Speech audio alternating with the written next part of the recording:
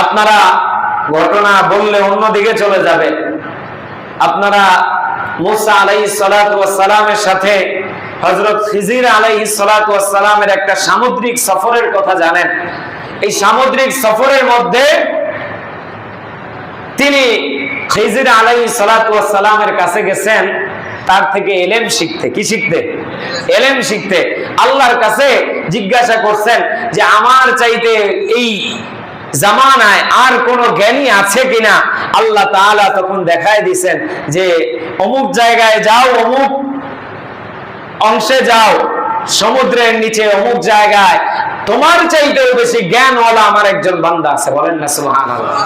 তো মুসা আলাইহিস সালাতু ওয়াস সালাম গেছেন তার কাছে ইলম শিখতে। ইলম শিখতে গিয়ে বলতেছে যে আল্লাহ তাআলা আপনাকে যে ইলম দিছে আমাকে তার থেকে কিছু অংশ শেখান। তো তখন তিনি বলতেছেন ক্বালা ইন্নাকা লান তাসতাতিআ মাইয়া সাবরা। ও মুসা, তোমার যেই রাগ, তুমি আমার সাথে থাইকা সবর ধরতে পারবা না, ধৈর্য ধারণ করতে পারবা না। বলে যে কেন পারবো না? বলে যে আরে আমার সাথে থাকলে কি কি ঘটনা হবে। ওয়া কাইফা তাসবিরু আলা মা লাম তুহিত বিহি খুবরা। আমার সাথে থাকলে কি কি ঘটনা হবে এটা তো তুমি জানোই না। জানলে না তুমি চিন্তা করবা যে এটার উপর আমি ধৈর্য ধরতে পারবো কি পারবো না।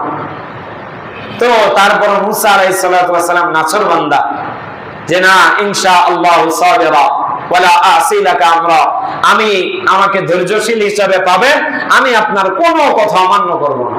ঠিক আছে, আল্লাহর বান্দার সাথে চলছে। এখন রাস্তায় হাঁটতে হাঁটতে উনি যাওয়ার সময় বলছেন একটা শর্ত হচ্ছে আমার সাথে ততক্ষণই তুমি থাকতে পারবা যতক্ষণ আমাকে কোনো প্রশ্ন না করবা। আমার সাথে থেকে আমি কোনো কাজ করার পর যদি আমাকে প্রশ্ন করো যে এটা কেন করলেন, তাইলে তোমার সাথে আমার সম্পর্ক শেষ। হ্যাঁ, আপনি যা কইছেন এটাই ফয়সালা। তো গেস তো যাইতে যাইতে নদী পার হবে এক জায়গা দিয়ে, এক নৌকাওয়ালার নৌকায় উঠছে। নৌকাওয়ালা আল্লাহর প্রিয় খাস দুইজন গোলাম দেখছেন, দুইজন বান্দা দেখছেন, তিনি আগ্রহ করে উঠাইছেন, তিনি ভাড়াও নিবেন না এই মর্মে উঠাইছেন।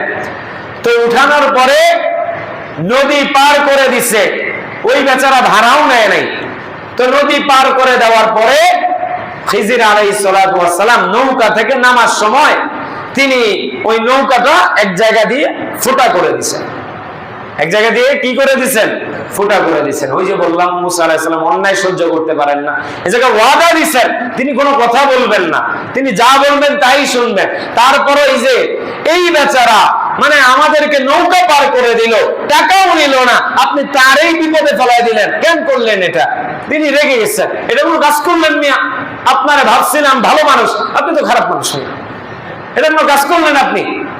পরে আবার বললেন ক্বালা আলাম আকুল ইন্নাকা লান তাসতাতিআ মাইয়া সাবরা। ও মুসা, তোমাকে আগেই বলছিলাম, শুধু শুধু আমার সাথে আসছো, আমি আগেই বলছি তুমি ধৈর্য ধারণ করে থাকতে পারবা না।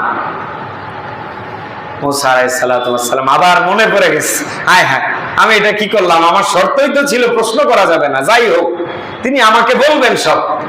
বলে যে ক্বালা লা তুআখিযনি মিন আমরি উসরা। দেখেন বিষয়টা কঠিন ভাবে নিয়েন না, আমার ভুল হয়ে গেছে, এইবারের জন্য ছেড়ে দেন। তো আবার সামনে হাঁটা শুরু করল। এবার যাচ্ছে, রাস্তা দিয়ে হাঁটতেছে, মাঠের মধ্যে কিশোর ছেলেরা খেলাধুলা করতেছে। তো খিজির আলাইহিস সালাম কি করলেন? ওখান থেকে গিয়ে একটা ছেলের ঘাড় মটকায় মেরে ফেলছে। ঘাড় মটকায় মেরে ফেলছে। মুসা আলাইহিস সালাতু ওয়াস সালামের মাথা গেছে এইবার ফুললি গরম। এতক্ষণ তো একটা জিনিস নষ্ট করছে, এখন একটা মানুষকে মানুষকে জীবিত মানুষকে মেরে ফেললো, মাথা গেছে গরম হয়। আরে কি ব্যাপার, ছোট্ট ছোট্ট মাসুম বাচ্চাগুলা খেলতেছে, আপনি তাদের থেকে একজনকে মেরে ফেললেন, এটা কোন কাজ করলেন? তিনি আবার বললেন মুসা দেখো, শুধু শুধু আমার সাথে আসতেছো, আমার সাথে থাইকো না, ধৈর্য ধারণ করতে পারবা না, এমন এমন ঘটনা ঘটবে। আমি আগেই বলছিলাম তোমার আমার সাথে কি ঘটবে না ঘটবে, তোমার সামনে কি হবে না হবে তুমি জানো না, ধৈর্য ধারণ করবা কেন? উঠাই আইছো, চলে যাও, আমার সাথে থাকতে পারবা না। বলে যে দেখেন লাস্ট কথা, প্রথমবার ভুল করছি, আপনার কাছে রিকোয়েস্ট করছি আমার আরেকটা বার রাখেন, এবার দ্বিতীয়বার ভুল হয়ে গেছে, এবার আপনার সাথে আমার কথা ফাইনাল, সামনে যদি আর কোনোবার ভুল করি, তিনবারে ফাইনাল, আপনার সাথে আমার সম্পর্ক শেষ, বাস শেষ। এবার হাঁটতেছে অনেকক্ষণ ধরে, সেই নদী পার হয়েছে, আবার রাস্তা দিয়ে হাঁটতেছে, হাঁটতে হাঁটতে হাঁটতে হাঁটতে ক্ষুধা লেগে গেছে, ক্ষুধা লেগে গেছে। এখন যেই এলাকার মধ্যে গিয়ে ঢুকছে, এলাকার প্রত্যেকটা ঘরে ঘরে গিয়ে খাবার তালাশ করছে, খাবার তালাশ করছে, মেহমানদারির আবদার করছে, একটা মানুষও মেহমানদারি করাইতে রাজি হয়নি। মুসা আলাইহিস সালাতু ওয়াস সালামের এমনি রাগ যে স্বাভাবিকভাবে ক্ষুধা পেটে যখন একটা মানুষ যায়, কেউ যদি না দেয় আপনার মাথা গরম হবে না? আর ওই নবীর মাথা এমন গরম, যিনি আজরাইলকে সহ থাপ্পড় মারছেন, ওই মাথা গরমওয়ালা মানুষটা খাবার দেয় না, ওনার মেজাজ এমনিই চড়া। আবার খিজির আলাইহিস সালাম ওই এলাকা দিয়ে, যে এলাকার মানুষ খাবার দেয় নাই, ওই এলাকা দিয়ে হাঁটতে হাঁটতে গিয়ে দেখেন এক জায়গায় একটা ওয়াল মানে পড়বে পড়বে ভাব, মানে ঢুলে রয়েছে, বাঁকা হয়ে রয়েছে, আর হয়তো বা ওই দিন গেলেই পড়ে যাবে। উনি কি করলেন? ধাক্কা দিয়ে ওয়ালটারে সোজা করে দিচ্ছে। মুসা আলাইহিস সালাতু ওয়াস সালামের মেজাজ এবার যা হওয়ার হবে। তিনি বললেন, এটা কি করলেন?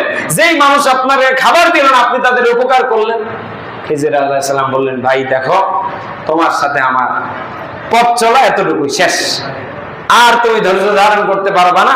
তবে তোমাকে এতটুকু বলি যে আমি তিনটা কাজ যাই করছি আমার নিজের কোনো খেয়ালে করি নাই, আল্লাহ হুকুম দিবেন তাই করছি। সুবহানাল্লাহ। প্রথমটা, নৌকা কেন ফুটা করলাম? নৌকা ফুটা করার উদ্দেশ্য হচ্ছে এই যে এপার থেকে নৌকাটা যে আবার ওই পারে যাবে, ওই পারে তাদের এক জালেম শাসক আছে, সে কি করে? সে ভালো ভালো নৌকাগুলোকে ছিনতাই করে নিয়ে নেয়। ভালো ভালো মানে যেই নৌকার মধ্যে কোনো খুঁত নাই, নিখুঁত নৌকা যেগুলো, এগুলো সে ছিনতাই করে নিয়ে নেয়, জেলেদের থেকে ছিনতাই করে নিয়ে নেয়। এখন আমি চিন্তা করেছি, বেচারা গরিব মানুষ, তার এই নৌকাটাই হচ্ছে আয় রোজগারের মাধ্যম আল্লাহ দিয়েছেন। তো এই নৌকাটা যদি তার থেকে ছিনায় নেয়, তার কাছে তো আর কিছুই থাকবে না। এজন্য আমি তার নৌকাটা এক সাইড দিয়ে ফুটা করে দিছি, যাতে এই নৌকাটা নিখুঁত না হয়। নিখুঁত না হলে ওই শাসক এই নৌকাটা নিবেও। সুবহানাল্লাহ। দ্বিতীয় নম্বর, ওই কিশোরকে যে আমি হত্যা করলাম, ওই বালককে যে আমি হত্যা করলাম, এটাও রবের পক্ষ থেকে হুকুম। বলেন না সুবহানাল্লাহ। বলে যে আল্লাহর পক্ষ থেকে আমাকে ইলম দেওয়া হয়েছে, ওই ইলমের মাধ্যমে আমি বুঝতে পেরেছি যে এই বান্দাটা বড় হয়ে মা বাবার অবাধ্য হবে, তাই আমি একে হত্যা করে ফেলেছি এবং আল্লাহর কাছে দোয়া করেছি আল্লাহ যাতে এর বদৌলতে তাদেরকে নেককার সন্তান দেয়। ইনশাআল্লাহ আল্লাহ তাদেরকে নেককার সন্তান দিবেন। বলেন না সুবহানাল্লাহ। 3 নম্বর, ওই যে এলাকার মানুষ খাবার দিল না, আমি যে ওয়াল ঠিক করে দিলাম, ওই ওয়ালটা এলাকার কারণ, ওই ওয়ালটা যারা আমাদেরকে খাবার দেয় নাই এদের কারণই না ওয়াল। ওই ওয়ালটা হচ্ছে 2টা এতিম সন্তানের ওয়াল। এই ওয়ালের নিচে তাদের মা বাবার পূর্বপুরুষের গুপ্ত ধন লুকায়িত আছে। এখন এই ওয়ালটা যদি পড়ে যায়, এলাকার মানুষ ওই গুপ্ত ধন গুলো পেয়ে যাবে। এতিম সন্তানগুলো এখনো বড় হয় নাই, ওই গুপ্ত ধন গুলো যদি উন্মোচিত হয়ে যায়, তারা বড় হওয়ার আগেই সেগুলো শেষ হয়ে যাবে, তারা আর কিছুই পাবে না। এজন্য আমি ওয়ালটাকে সোজা করে দিয়েছি, যাতে তারা যখন প্রাপ্তবয়স্ক হবে তখন যাতে তারা তাদের মা বাবার পূর্বপুরুষের এই গুপ্তধন উঠিয়ে তারা যাতে তাদের নিজের জীবন চালাইতে পারে। বলেন না সুবহানাল্লাহ।